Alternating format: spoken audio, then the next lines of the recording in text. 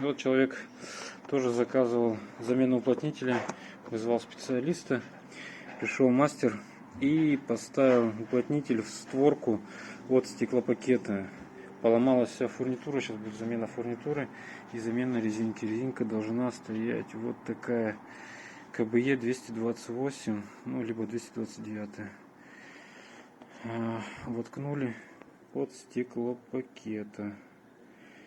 И клиент, получается, оплатил 2 раза замену резинки.